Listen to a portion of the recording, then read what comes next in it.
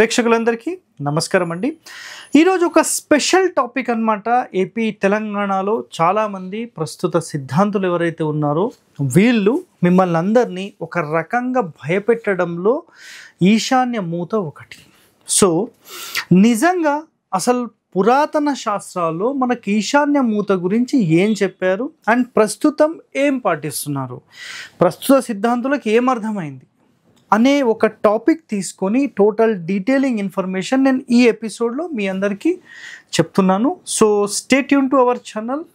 ఇలాంటి రహస్యాలు సాధ్యమైనంత వరకు మీకు ఎక్కడ దొరకవండి. సో ఇలాంటి రహస్యాలు కావాల్సిన వాళ్ళు మీరు ఖచ్చితంగా సబ్స్క్రైబ్ చేయండి, లైక్ చేయండి, 10 మందితో షేర్ చేయండి. సో గుర్తుపెట్టుకోండి, మనకి ఏపీ తెలంగాణలో ఒక మెయిన్ ఇష్యూ ఏముందంటే, ఒక ఇల్లు మనం తీసుకుందాం. జనరల్గా ఒక హౌస్ మనం ఇలా తీసుకుంటే కనుక ఈ ఇంటి లోపల ఈశాన్యంలో ఒక పూజా గది పెడితే దీన్ని ఈశాన్య మూత అని, ఈశాన్య మూత వల్ల పెద్ద కొడుకు చనిపోతాడు, లేకపోతే డెవలప్మెంట్ ఉండదు, అసలు మీరు 0 స్టేజ్కి వెళ్ళిపోతారు, మొత్తం వంశహాని జరుగుతుంది, వంశనాశనం జరుగుతుంది, ఇవన్నీ మాటలు చెప్పి చెప్పి మిమ్మల్ని భయభ్రాంతులకు గురి చేశారు. సింపుల్గా ఈ ఈశాన్య మూత అనే ఒక పదంతో మిమ్మల్ని అందరినీ భ్రష్టు పట్టించేశారు. అర్థమైందా? బట్ శాస్త్రాల్లో ఏం చెప్పారు అంటే, ఈశాన్య మూత గురించి పూర్వం ఏం చెప్పారు, ప్రస్తుతం ఏం చెప్పారు అనే ఒక టాపిక్ మనం ఇక్కడ తీసుకుంటున్నాం. సో గుర్తుపెట్టుకోండి, ఇక్కడ ఒక స్పెషల్ ఈ టాపిక్ ఎందుకు చెప్పాల్సి వస్తుందంటే, చాలామందికి ఒక భయం కలిగిస్తున్నారు కాబట్టి ఇక్కడ మనం చెప్పాల్సి వస్తుంది. సో ఇక్కడ చూడండి, ఒకసారి డైరెక్షన్స్ మీకు చెప్తాను. తూర్పు, దక్షిణము, పడమర, ఉత్తరం. సో 4 దిక్కుల్లో ఇది ఒక స్థలం అనుకుందాం. ఈ స్థలంలో ఎప్పుడైతే మీరు ఈ మొత్తం స్థలానికి కాంపౌండ్ కట్టి, ఓకేనా, కాంపౌండ్ కట్టకుండా కాంపౌండ్ కట్టి మీ ఇల్లు గనక ఈ విధంగా తూర్పుకి, ఉత్తరానికి, ఈశాన్యానికి టోటల్ బౌండరీ మీద కడితే, దక్షిణంలో ఖాళీ స్థలము, పడమరలో ఖాళీ స్థలం పెట్టి కనుక ఇలాంటి ఇల్లు కడితే దీనిని పూర్వం ఏం చెప్పారంటే ఈశాన్య మూత అని చెప్పారు. ఇది యాక్చువల్, నిజంగా ఇది వాస్తవం. బట్ ప్రస్తుత సిద్ధాంతులు ఏం చేస్తున్నారంటే, మన మొత్తం స్థలం ఏదైతే ఉందో ఈ స్థలంలో మనం ఇల్లు ఎక్కడైతే కడతాం, ఇది ఇల్లు, ఈ ఇంటి లోపల ఈశాన్యంలో పూజ గది పెట్టినా ఇది ఈశాన్య మూత అంటున్నారు. సో నాదొక ప్రశ్న గుర్తుపెట్టుకోండి, ఆగ్నేయంలో ఒక రూమ్ కడుతున్నాము, మరి కిచెన్ పెడుతున్నాం, మరి ఆగ్నేయ మూత కాదా? వాయువ్యంలో ఒక రూమ్ కడుతున్నాము, ఇక్కడ బెడ్రూమ్ పెడుతున్నాము, మరి వాయువ్య మూత కాదా? నైరుతిలో ఒక రూమ్ కడుతున్నాము, ఇక్కడ బెడ్రూమ్ పెడుతున్నాము, మరి ఇది నైరుతి మూత కాదంటారా? సో అర్థం చేసుకోండి, మూత అంటే కంప్లీట్గా దాన్ని మూసేయడము, ఓకేనా. మన కిచెన్ ఉందనుకోండి, ఈ కిచెన్కి అటాచ్ చేస్తూ ఇక్కడ ఒక రూమ్ లాగా కడితే ఈ ఆగ్నేయానికి సంబంధించిన ఓపెనింగ్ స్పేస్ లేకుండా మూత పెట్టేసినట్టు ఇది. బట్ ఇంటి లోపల పార్టీషన్స్ డివైడ్ చేసే విధానం ప్రకారం మీరు చేస్తే మీకు ఎలాంటి దోషం లేదు, ఇది 100% ఇది. బట్ ఇక్కడ దీనిని మనం మూత అనొచ్చు, దీన్ని కాదండి.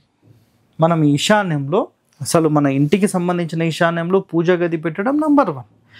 ఆధ్యాత్మికంగా మేము చాలా డెప్త్లోకి వెళ్ళాలి, స్పిరిచువల్గా వెళ్ళాలి అన్న వాళ్ళకి ఇది అన్నిటికంటే టాప్. ఇది ప్రతి సాధారణ వ్యక్తికి కాదండి, ఓకేనా. ఇదొక పాయింట్. నెక్స్ట్, సో ఇందులో కండిషన్స్ ఏంటంటే, దక్షిణంలో పడమరలో ఖాళీ ఉండాలి.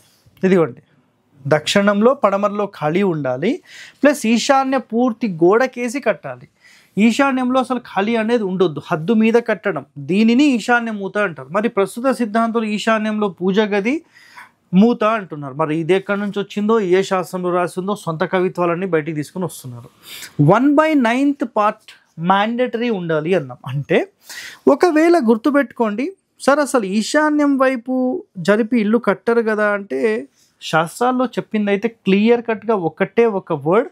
ఆ వర్డ్ ఏంటంటే, మన మొత్తం స్థలంలో, ఓకేనా, పడమర ఫేసింగ్ కానీ దక్షిణం ఫేసింగ్ కానీ కట్టినప్పుడు ఈ మొత్తం పొడవుకి ఒక భాగం ఇటు, ఇటొక భాగం, ఇటొక భాగం, ఇటొక భాగం, అంటే ఇట్లా ఇల్లు కట్టి ఈశాన్యం వైపుకే జరిపి దక్షిణంలో పడమరలో ఖాళీ ఎక్కువ పెట్టి తూర్పులో ఉత్తరంలో ఒక భాగం అన్నమాట. అంటే పొడవులో వెడల్పులో ఒక భాగం వదిలిపెట్టి దీనిని మనం సింపుల్గా అందరికీ తెలిసిన విషయమే, మనకు 1 పార్ట్ వదలడము అంటారు కదా, పైశాచ స్థానము అని మాట్లాడతాం. సో అలా ఒక భాగం వదిలిపెట్టి ఇల్లు కడితే దీనికి మించిన ఇల్లు, దీనికి మించిన ప్రశాంతవంతమైన వాతావరణం అనేది మీకు ఎక్కడ కూడా లభించదు. అర్థమైందా పాయింట్? ఇది వెరీ వెరీ ఇంపార్టెంట్ అనమాట, ఇది గుర్తుపెట్టుకోండి. సో ఈ ఇల్లే అన్నిటికంటే ఫస్ట్ ప్రయారిటీ. దీని తర్వాత తూర్పులో ఉత్తరంలో ఎక్కువ ఖాళీ పెట్టి దక్షిణానికి అంటే నైరుతికి జరిపి కట్టి దక్షిణం పడమర తక్కువ ఖాళీ పెట్టి తూర్పు ఉత్తరాలు ఎక్కువ ఖాళీ పెట్టడం సెకండరీ ఆప్షన్. అర్థమైందా? సో ఆగ్నేయం వైపుకి వాయువ్యం వైపుకి మాత్రం జరిపి కట్టరండి. సో ఈ రెండు చాలా ఇంపార్టెంట్. తర్వాత తూర్పులో కట్టొచ్చు, ఉత్తరంలో కట్టొచ్చు, దక్షిణంలో కట్టొచ్చు, పడమరలో కట్టొచ్చు, నో ఇష్యూ. సో చూడండి, నిజంగా ఈశాన్య మూత వల్ల అసలు ఏం జరుగుతుంది అంటే, ఇట్లా మొత్తం గోడకేసి కట్టేసేసి ఎలాంటి ఖాళీ లేకుండా కడితే గుర్తుపెట్టుకోండి, సంతాన లోపం ఒకటి, వంశనాశనం జరుగుతుందనే ఒక పాయింట్, దత్తత సంతానం అంటే వంశనాశనం జరిగితే ఆటోమేటిక్గా దత్తత సంతానమే తీసుకుంటాం, అవయవ లోపము, యజమానికి దీర్ఘ వ్యాధులు, ప్రమాదంలో ఎముకలు విరుగుట, భూత గ్రహపీడ, దరిద్రంలో జీవిస్తారు, గౌరవం హాని అంటే గౌరవ హాని, స్త్రీ ఆస్తిగా మారుట అంటే పురుషులు ఎప్పుడైతే వీక్ అయిపోతారో ఆటోమేటిక్గా అది స్త్రీ ఆస్తిగా మారిపోతుంది.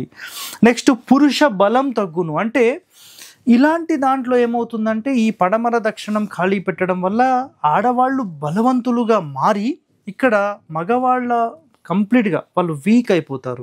సో ఆటోమేటిక్గా పురుష బలం తగ్గును, స్త్రీ బలం పెరుగును, స్త్రీ సంఖ్య పెరుగును అంటే ఆడవాళ్ళ వృద్ధి మాత్రమే జరుగుతుంది. ఆడవారి సంఖ్య అంటే ఆటోమేటిక్గా ఈ ఇంటి లోపల మగవాళ్ళ డెవలప్మెంట్ లేకపోవడంతో ఆడ సంతానమే పెరుగుతుంది. సో ఇక్కడ గుర్తుపెట్టుకోండి, ఆధునికులు అసలు దీని గురించి పరిశోధన ఇంత డెప్త్గా చేశారా? నాదొక ప్రశ్న. నిజంగా వీటి గురించి మళ్ళీ వీళ్ళు అధ్యయనం చేస్తే అసలు ఎక్కడ తప్పు జరిగింది, ఏ కారణం చేత జరిగింది, ఇవన్నీ తెలుసుకొని మళ్ళీ ప్రజలందరికీ వీటికి సంబంధించిన అవగాహన తీసుకొని వస్తే వాళ్ళందరికీ వీటి గురించి ఒక పెద్ద ఏదైతే నెగిటివ్ ప్రచారం ఉందో అదంతా వెళ్ళిపోతుంది. So original system of vastu rule ఏంటి మీరందరూ తెలుసుకోవాలంటే మన ఛానల్ని వెంటనే సబ్స్క్రైబ్ చేసుకోండి. ఇలాంటి వాస్తు రహస్యాలు మీకు చాలా వరకు అరుదండి. సో ఇలాంటి వాస్తు రహస్యాలు తెలుసుకోవాలన్నా లేదంటే ఇలాంటివి మేము నేర్చుకొని మేము వాస్తులో ఒక ప్రొఫెషనల్గా మారాలని మీరు అనుకున్నా చాలా సింపుల్గా మన ఛానల్ని సబ్స్క్రైబ్ చేసుకోండి. ఇంకా మీరు మాతో కలిసి తిరగాలి, ఇంకా నేర్చుకోవాలని ఆకాంక్ష ఉంటే గనక మా వాట్సాప్ నెంబర్కి మీరు సంప్రదించండి, వాటి వివరాలు కూడా మీకు చెప్తాం. ఓకే, థ్యాంక్ యూ అండి.